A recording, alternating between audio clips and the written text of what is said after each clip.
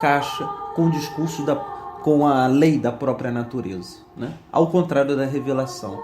A revelação parece que se encaixa perfeitamente com todas as leis da própria natureza e a eleva ao que nós chamamos de santidade, ou seja, a eleva a um patamar de natural ao sobrenatural. Então, uma felicidade natural é capaz de agora ter, né, e ganhar uma felicidade a mais, que é uma felicidade de vida sobrenatural, né, fora da própria natureza, sem anulá-la, né, sem anular essa felicidade natural. Então, o movimento da revelação cristã foi muito diferente das religiões pagãs, né?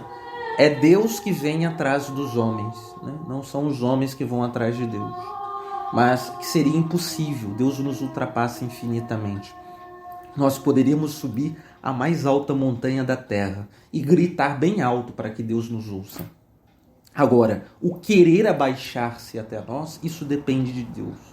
Por isso que na história das Sagradas Escrituras, nós percebemos que Deus ele se inclina dos céus atrás dos homens. E parece até mesmo que os homens das Sagradas Escrituras estão fugindo de Deus, né?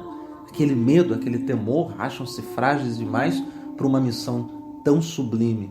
A gente percebe isso em Abraão. Abraão desconhece a voz que fala com ele, né?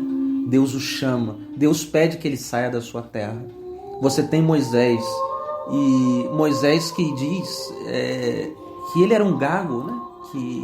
Então Moisés tenta ali sair dos desígnios de Deus, que ele era apenas um gago e é esse que Deus escolhe. Depois nós temos o profeta Jeremias, que também diz, não, mas eu sou novo demais, eu sou apenas uma criança, né? E depois os apóstolos a mesma coisa, se sentem frágeis, Pedro na pescaria, né? Ali, quando Jesus enche a barca de Pedro, né? Ele se reconhece como um mísero pecador. Então é Deus que elege, é Deus que escolhe, é Ele que desce do céu, né? Para convidar os homens a esta vida feliz do paraíso, né? E o que percebemos na história das Escrituras é que esses homens eram os piores, eram os mais frágeis, né? Eram os homens mais débeis, né? E Deus se compraz em escolher o menor para assim confundir os fortes, né? Então, a igreja ela tem a sua origem em Deus. A igreja é santa porque ela nasce do amor divino de Nosso Senhor pela humanidade. Quando o Verbo assume a carne humana no seio de Maria, ali também se dá o nascimento, né, da Santa Igreja, né? A igreja está como que representada em Nossa Senhora, né? A Virgem Maria, ela é o ícone da igreja, como disse o Papa Paulo VI, né? Então Nossa Senhora, ela assim demonstra a nós a perfeita imagem na humanidade da Santa Igreja, aquela que gera o Senhor, aquela que é esposa do Senhor, tal como Nossa Senhora foi desposada pelo Espírito Santo, né? E Nossa Senhora é uma criatura de Deus, né? É uma criatura de Deus, porque o Pai a criou por amor ao Filho, né? Então Nossa Senhora, ela foi um presente de Deus Pai para o Filho que se faria carne. Então o Pai prepara a natureza humana que seria o receptáculo, né, da segunda pessoa da Santíssima Trindade.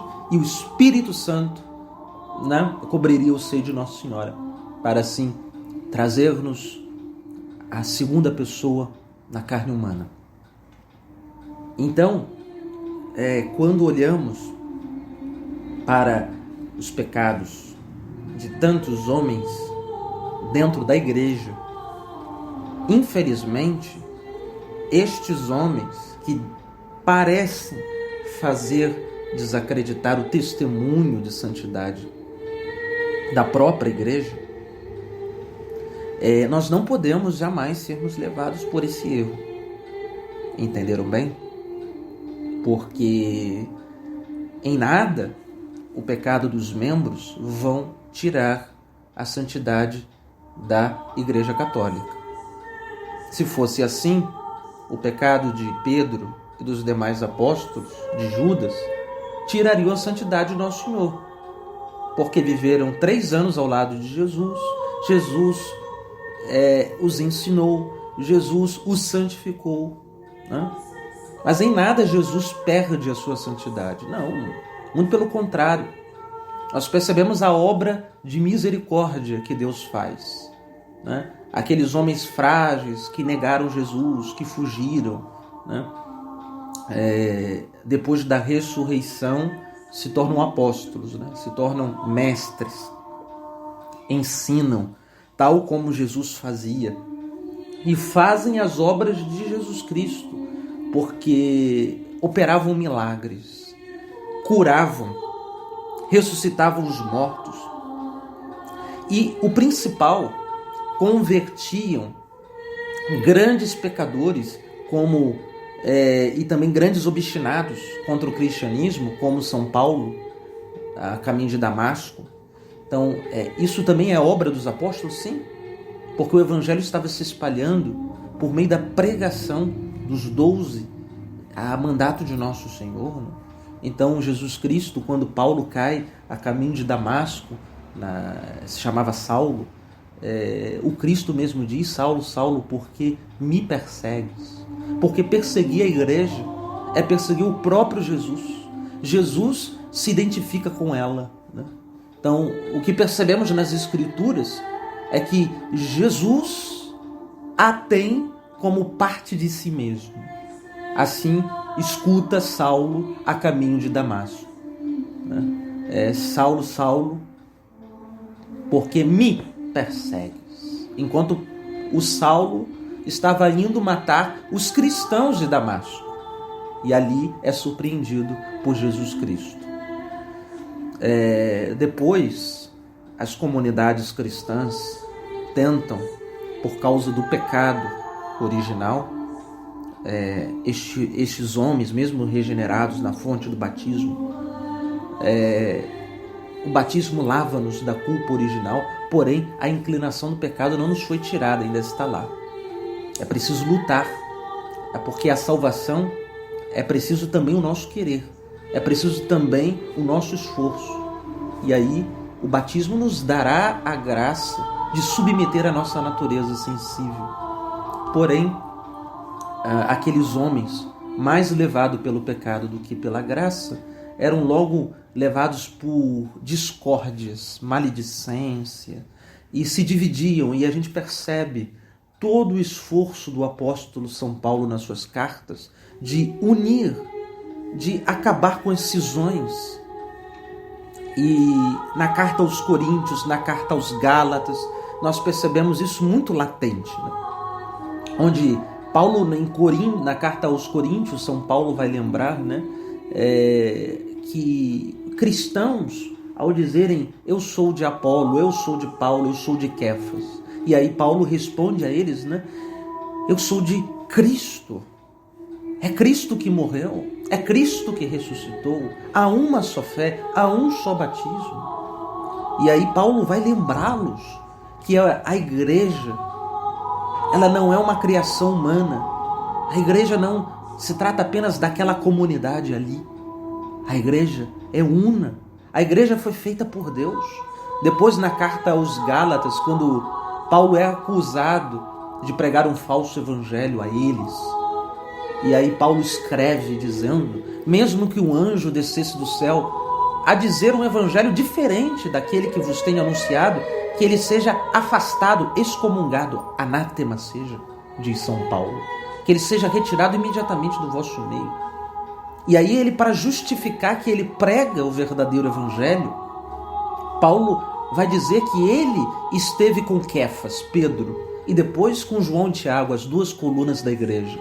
Então, a autoridade de Paulo está na tradição, está na transmissão dos apóstolos. Ele prega o verdadeiro evangelho porque ele mesmo recebeu o mandato de Pedro, de Kéfas, de João e Tiago. Ele não prega o evangelho por conta própria. É isso que São Paulo está a dizer a eles. Então, e leva-os e traz eles à unidade. E traz eles à unidade com a única igreja, a Santa Igreja Católica. Então, os seus membros, os membros da igreja são frágeis. Os membros da igreja são enfermos. As chagas do corpo da igreja, ela se encontra em seus membros, que foram atingidos, pelo pecado.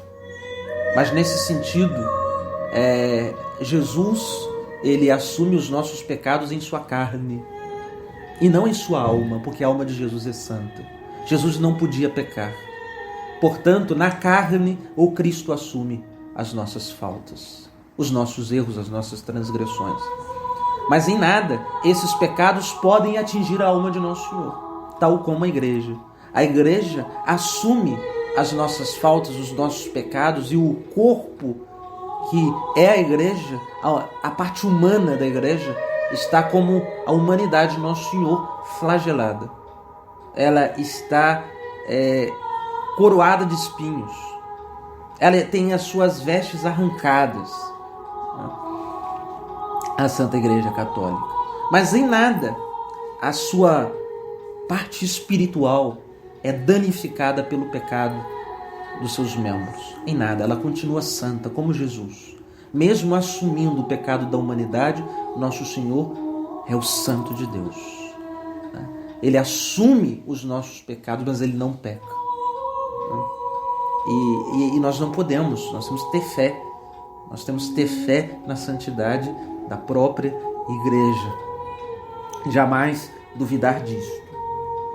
E aí o catecismo diz: ela é santificada para santificar.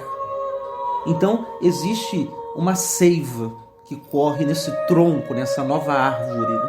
Nós poderíamos dizer que a igreja é como uma árvore plantada, a nova árvore do paraíso é a igreja, que oferece a nós um fruto diferente de que Eva ofereceu para a humanidade, que era o fruto do pecado. A igreja oferece aquele fruto gestado no seio da Virgem Maria, Jesus Cristo. A igreja oferece-nos a humanidade de Jesus e com ela a sua divindade. Por isso, a igreja, como Nossa Senhora fez uma vez, a igreja faz sempre. Ela gesta nos altares o corpo de Cristo. Ela oferece nos altares o fruto do ventre da Virgem Maria. Tal como o Papa Urbano IV, quando fez aquele belíssimo hino Ave Verum Corpus Natum de Maria Virgine. Ave, verdadeiro corpo nascido de Maria Virgem. O Papa, quando fez esse hino, fez olhando para a Eucaristia, olhando para o Santíssimo Sacramento. Ave, verdadeiro corpo nascido de Maria Virgem. É impossível comungar a Jesus, o Santo de Deus, na hóstia consagrada, em seu corpo, e dizer amém, sem lembrarmos do fiat de Nossa Senhora, o amém, onde o Verbo fez-se carne na humanidade de Nossa Senhora. Então, ele é santo, ele é o santo, mas para tornar-nos santos.